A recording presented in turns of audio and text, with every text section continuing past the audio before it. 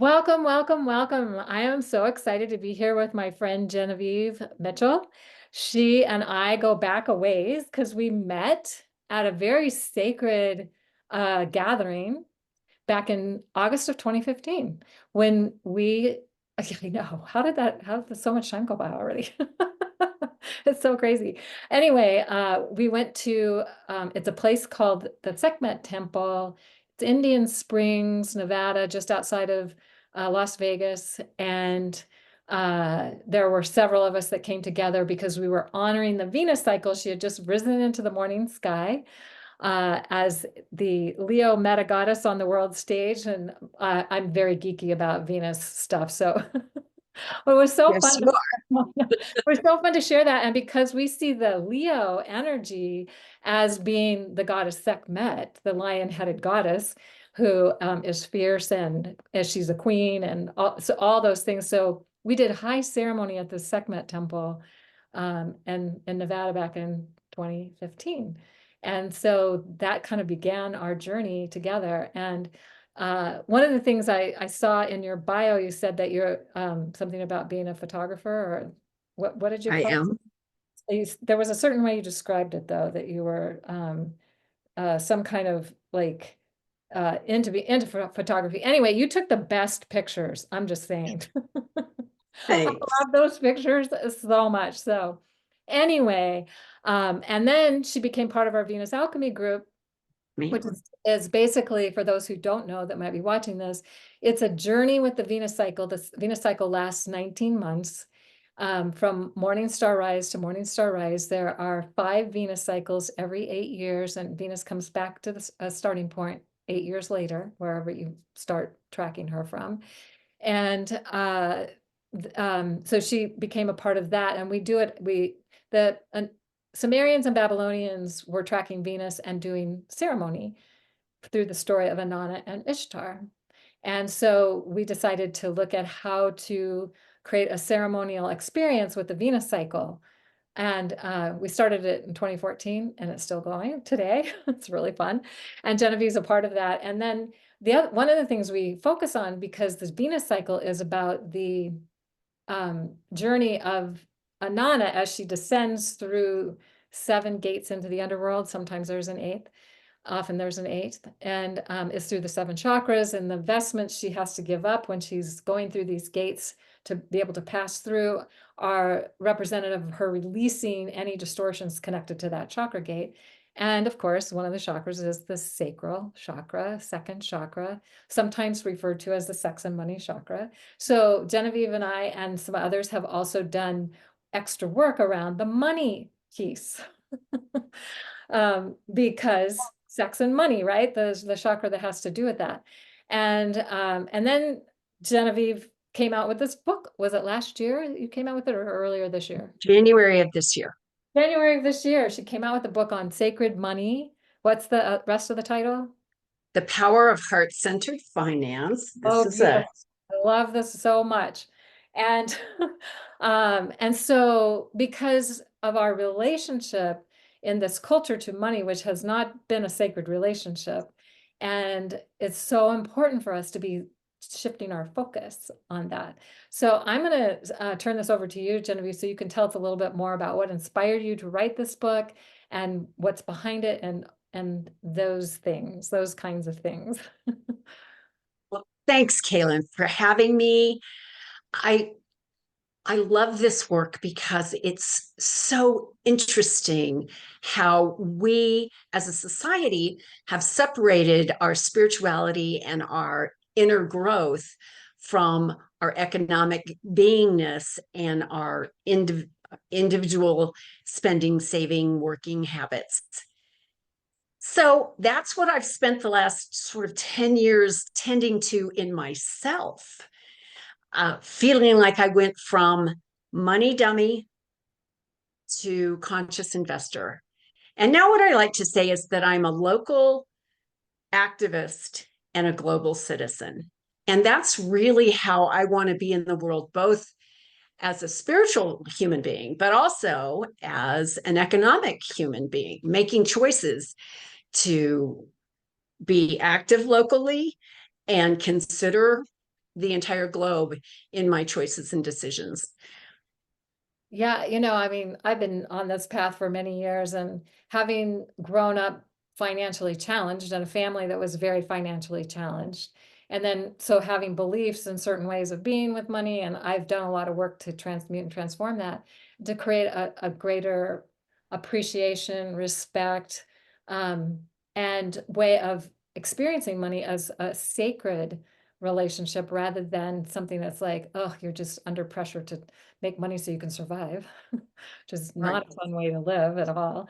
So shifting and transmuting and transforming that. And I know there are lots of people who've been working with this for a long time. I think you refer to Lynn Twist's book, The Soul of Money. And That's one of the preeminent ones. One of my favorite ones that is who is a very deep thinker, his name is Jed Emerson, wrote The Purpose of Capital, asking what is the purpose of capital for us as humans in this current environment. And I think it's a great question because historically, at least for the last, since the Industrial Revolution, the purpose of capital has been to create more capital. And we need to move beyond that in my book.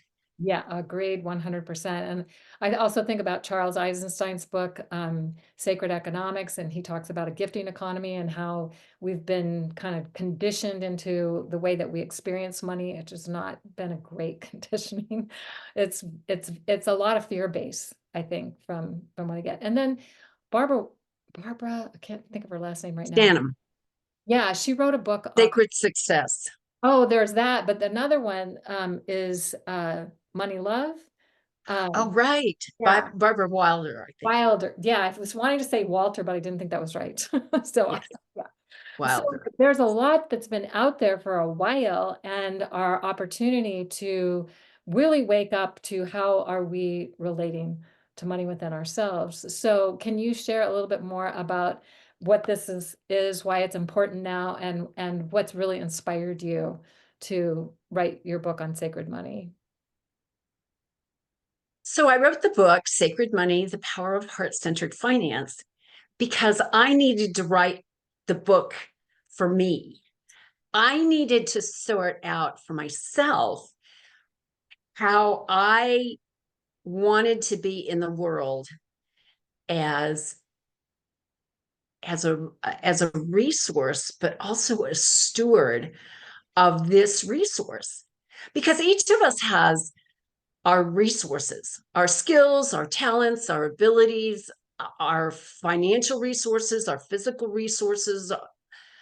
How are we to use those in this world? And this was my journey into figuring that out for myself. So, like I said, my journey started when I realized, so I've been married 40 years and I'm married to a really great guy. And what I can say is, I'm married to a money guy. He is a CPA. And this is a man who knows everything about money. Why should I bother to learn about money? He's got it covered. He knows all the ins and outs and bits and pieces. He gets everything down to the penny. I'll let him take care of it. And I got to the point where I knew we had some resources because I'm super frugal and he's a saver. But I was unfamiliar with what we really had. And I went into a place where I needed to be educated and open up to this idea that this was a partnership that both of us were responsible for. And I was pushing all that responsibility on him. And so my journey started when I said, okay, I am done being a money dummy. And I started financial literacy online and reading books and teaching myself and paying attention to our finances and going through the process of building a relationship for myself with our money and a relationship with him about money so that it wasn't tense or difficult or challenging and it's building a relationship, both with the concept of how we do money, but also how we interact about money and how we communicate with money about money. So it started a while back. It actually started probably about 25 years ago when a friend of mine asked me if we, my husband and I, would help her consolidate some credit card debt. And I went to Paul and he said, sure. So he worked with her as the CPA, but I was the engagement on the emotional side for her and her own emotional pain, anguish, and shame and grief about how she found herself in this situation of overwhelming credit card debt. And over the years, his talents as a CPA and my abilities to engage people at that human level have really allowed us to do a lot of work with people around money. And so between my journey from money dummy to portfolio manager and our journey together to utilize our money as stewards of this resource, not for profit, but rather as how can we best utilize this resource for the kind of world that we want for our grandkids. So that's kind of the journey. Beautiful. Oh my gosh. As you were saying that, talking about the energy of money, actually, Maria Nemeth wrote a book called The Energy of Money that was very transformative for me years ago.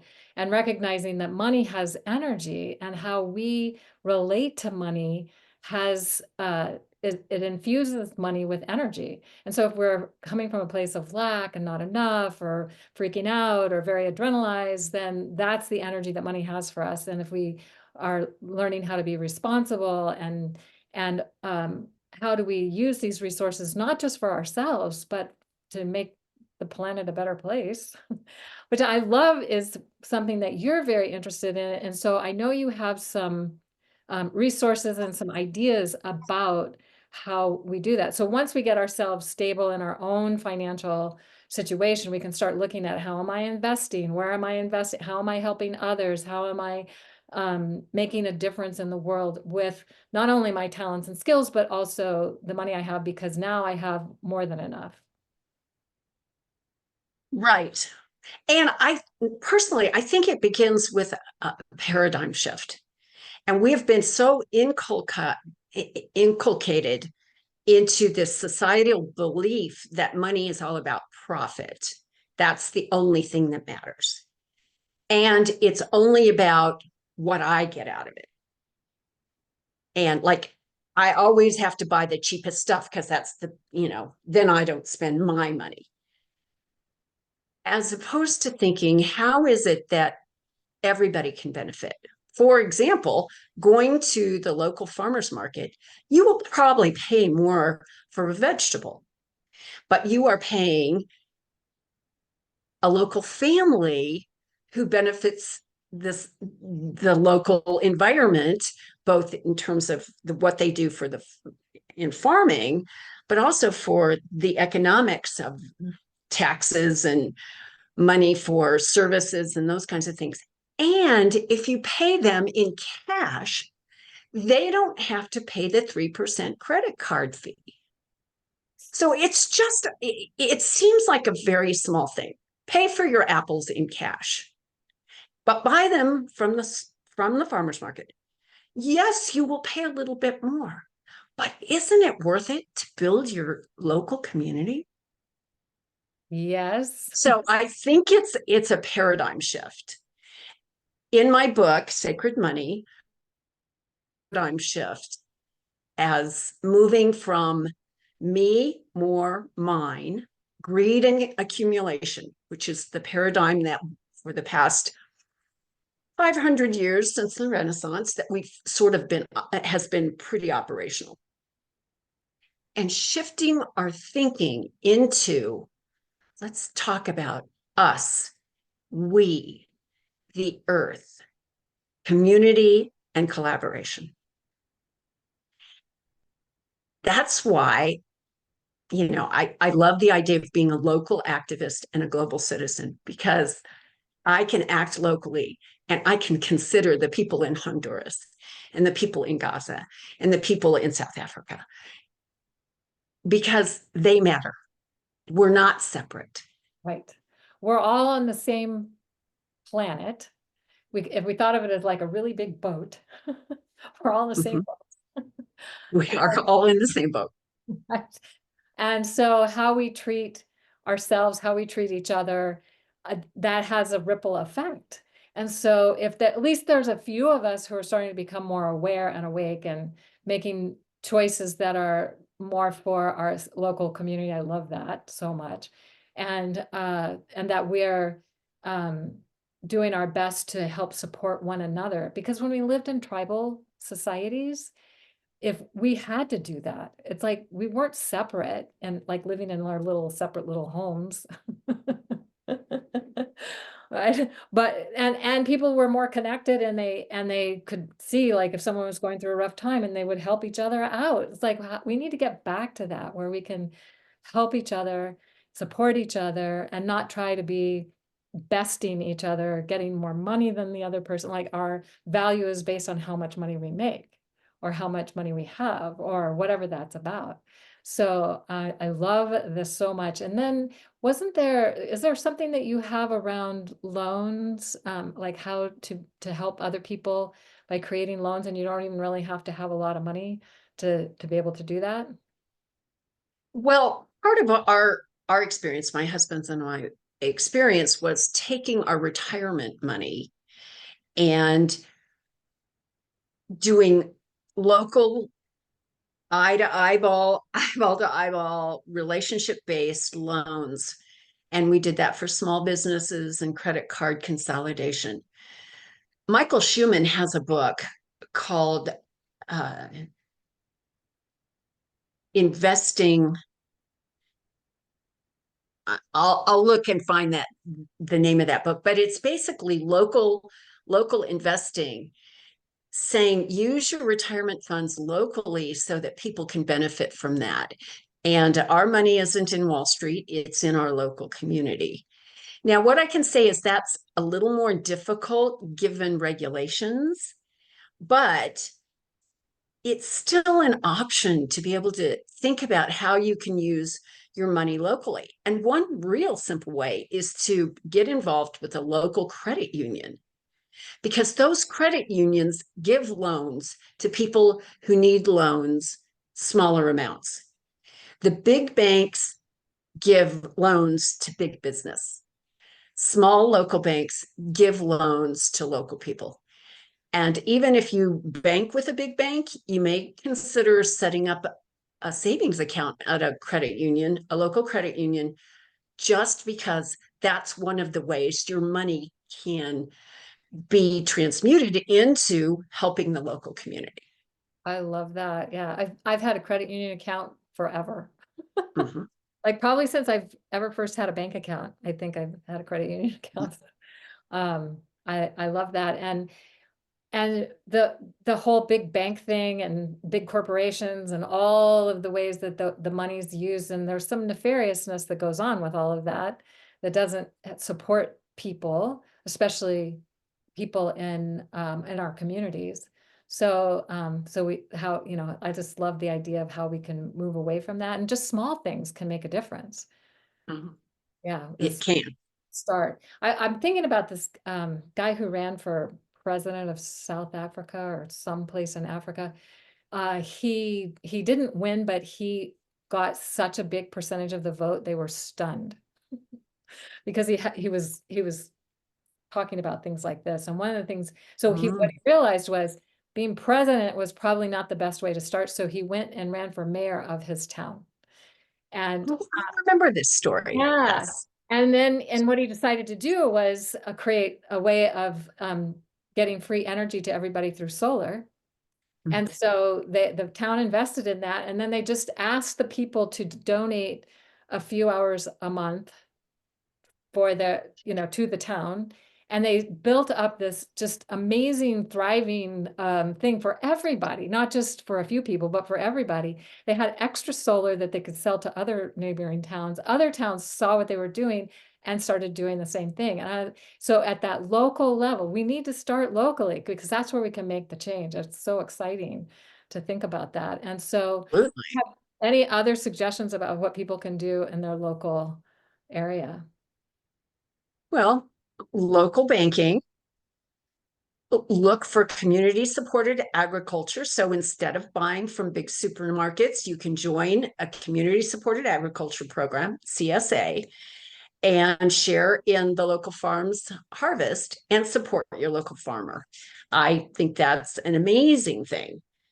There are time banks that are active now where one for one, if you need a lawyer and you can provide lawn mowing, it's a one-to-one exchange. And sometimes it's just, my mother needs someone to stay with her for 2 hours once a week and help with dishes. And I can provide you ballet lessons. Whatever that exchange is, but there's a lot of time banking happening. Shared workspaces is another example. There are places where now you can actually have a community. You don't have to work all by yourself, particularly if you're a solo entrepreneur, where there's a community where you can actually engage with, and it's a local community. So, you're fostering networking, and there could be some shared resources. You don't have to have your own refrigerator, microwave, blah, blah, that kind of thing. Yeah. Community gardens we belong to a very active community garden, and it's work. Yes, you have to provide support for the common areas and show up to meetings and keep your rows weeded. But we share produce, we share recipes, we share laughs, and a big party once a year at the Harvest Fest, which is happening in a couple weeks. So there's lots of opportunities just to locally, get involved with your library, so that if you like tutoring kids, go tutor at your local school. Engaging in the local arena allows so much gifting, and it makes a huge difference. It does. It makes such a difference. And so the more that we can make a commitment to do that, and even if it's like just one small thing, one thing that you're doing, it's going to make a difference. So that I love that. And So keep in mind, as things get bigger and bigger and bigger, where are we going to be resourced, and where are we going to go to and feel safe and connected, but in our local community with our neighbors? yeah, yeah, it's so true. And it's maybe returning to something that we used to have that we kind of lost and now we are getting back. I think it feels like that to me anyway.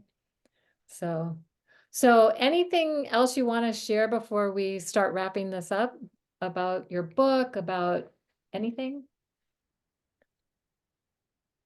Well, I would just like it to invite people first to purchase my book, because it's a journey through your own relationship with money and an opportunity to take a look at how you want to be in the world with your money.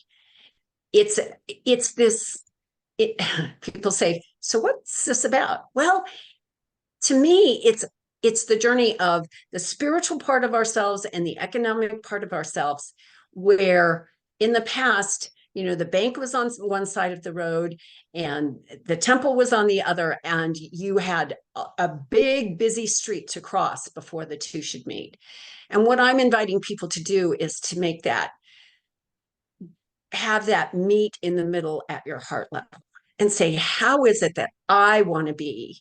Not what does society say I should do, but rather, what is it that I want to be and do in this world with my resources, time, energy, and specifically this addresses money. But there's affirmations and prayers and rituals and journaling and exercises to help sort of make this a journey that works for you however long it takes you to get there. So I invite people to do that. I will also let you know that come January 2025, I'm releasing the audiobook of Sacred Money, The Power of Heart-Centered Finance, and a companion workbook. So those both will be out at the end of January in 2025. So I'm Yay. very pleased about that. That's exciting. Yay. It is. And if people would like to get a hold of me, you can find me at genevievecmitchell.com. I know that's long, but you look up I'll put Genevieve. the link in the show notes so people Great, can just great. go there and yeah. And if you do happen to get my book and happen to like it or not, I would love for you to give me a review. I've gotten some good reviews, and it's okay if you don't agree with everything that I say. That's okay. As long as I get you to think, that's where I'm hoping to go That's with so this. yeah, So that's so good. Oh my gosh. And I just had a thought and God, I think I lost it. Um oh, I think I saw something that you sent me there's a Facebook page that people can connect to around money, that your money it's piece. called Conscious Money. Right. And I'll send you that link and you can put that in the show notes as well.